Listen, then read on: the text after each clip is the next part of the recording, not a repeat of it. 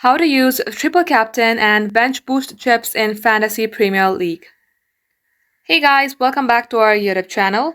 Without any further delay, let us get started. Launch your PL application from your device and get logged into your FPL account. At this page, tap onto Fantasy at the bottom menu. And here you will see the option of Pick Team. Tap Open it.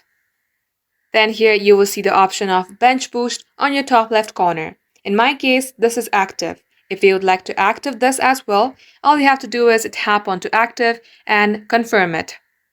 And that way, this is how you can activate or use your bench boost on any players. Now, if you would like to activate or use your triple captain, you will see the option of triple captain just on your right top side. Tap onto it and use it however that you would like. Once done, tap on confirm on your top right. Just like so, this is how it's done. That's all for today. Thank you for watching the video till the very end. If you would like to see more videos on FPL topic, then do comment down below and we will catch you up in our next upload.